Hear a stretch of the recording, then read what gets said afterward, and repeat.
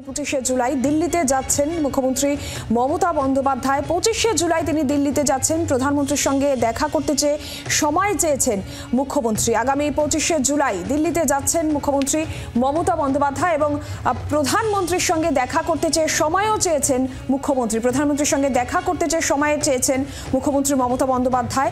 লোকসভায় সাফল্যের পর এই প্রথম মমতা বন্দ্যোপাধ্যায়ের দিল্লি যাত্রা এবং 26শে জুলাই দলীয় সাংসদদের সঙ্গে দিল্লিতে বৈঠকও করার কথা রয়েছে তৃণমূল সুপ্রিমো মমতা বন্দ্যোপাধ্যায় এবং 27 তারিখ নীতি আয়োগের সঙ্গে তার বৈঠক করার কথা রয়েছে। অর্থাৎ একাধিক কর্মসূচি এই দিল্লির সফরে মমতা বন্দ্যোপাধ্যায় রয়েছে, যেখানে প্রধানমন্ত্রীর সঙ্গে সাক্ষাতের সময় চেয়েছেন, দলীয় সাংসদদের সঙ্গে তার বৈঠক করার কথা রয়েছে এবং নীতি আয়োগের সঙ্গে তার বৈঠক করার কথা রয়েছে। লোকসভায় সাফল্য এবং তারপর এই প্রথম দিল্লি সফর মমতা বন্দ্যোপাধ্যায়ের। আরও বিস্তারিত মুখ্যমন্ত্রীর কর্মসূচির বিষয়ে জানাবেন সুতপা সেন। টেলিফোন লাইনে রয়েছেন প্রতিনিধি সুতপা।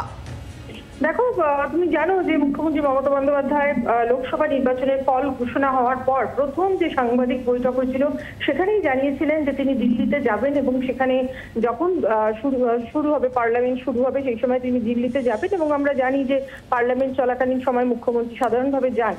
এবারের যে বৈঠক সেটা মূলত হচ্ছে নীতি আয়োগের বৈঠক উপলক্ষেই তার যাওয়া, কিন্তু সেই বৈঠককে কেন্দ্র করে বৈঠক যদিও 27 তারিখে, কিন্তু তিনি তার দুদিন আগে 25 তারিখে চলে যাচ্ছেন এবং 26 তারিখে তার মূল প্রোগ্রাম রয়েছে, পলিটিক্যাল প্রোগ্রাম, যেখানে তিনি দলীয় সাংসদরা তাদের সাথে দেখা করবেন এবং লোকসভা এবং রাজ্যসভা এই দুই সভার সাংসদ যারা রয়েছেন তাদের প্রত্যেকের সাথে তিনি বৈঠক করবেন। মোট 42 জন, লোকসভার 29 জন এবং রাজ্যসভা 13 জন, মোট 42 জন এমপির সাথে তিনি বৈঠক করবেন। বেলা 3টের সময় চাণক্যপুরীতে তার এই বৈঠক হওয়ার কথা রয়েছে এবং এই বৈঠকের পরে তিনি সাংবাদিকদের মুখোমুখিও হতে পারেন, এমনটাই কিন্তু সূত্র মারফত জানা যাচ্ছে।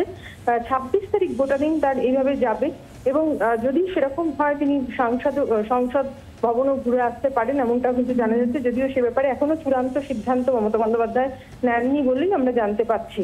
27 তারিখ সকাল 10টার সময় নীতি আয়োগের বৈঠক এবং দিনভর এই বৈঠক চলে, তুমি জানো, একেবারে সকাল থেকে সন্ধ্যা পর্যন্ত চলে এবং বিশেষ করে পশ্চিমবঙ্গের নাম যেহেতু ওয়েস্ট বেঙ্গল, লাস্টের দিকেই কিন্তু পশ্চিমবঙ্গকে বলতে দেওয়া হয় এবং এই নিয়ে একাধিকবার এর আগেও মুখ্যমন্ত্রী সরব হয়েছেন যে যেহেতু বাংলার নাম বদল করেনি, কেন্দ্রীয় সরকার অনুমোদন দেয়নি এখনো পর্যন্ত, তার ফলে শেষের দিকে পর্যন্ত তাকে অপেক্ষা করতে হয় বক্তব্য রাখার জন্য এবং প্রধানমন্ত্রীর সঙ্গে তিনি কিন্তু দেখা করতে চেয়েছেন। কারণ তুমি জানো যে রাজ্যের অনেকগুলো ইস্যু রয়েছে, তার মধ্যে বকেয়া পাওনা একটা বিরাট ইস্যু।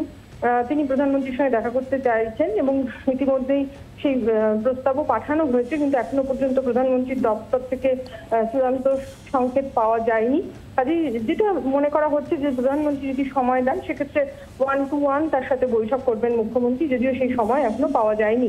কাজেই একেবারে টানা কর্মসূচি 26 এবং 27 তারিখে তার রয়েছে এবং 28 তারিখ দুপুরের দিকেই কিন্তু মমতা বন্দ্যোপাধ্যায় কলকাতায় ফিরে আসবেন। ধন্যবাদ সুতপা।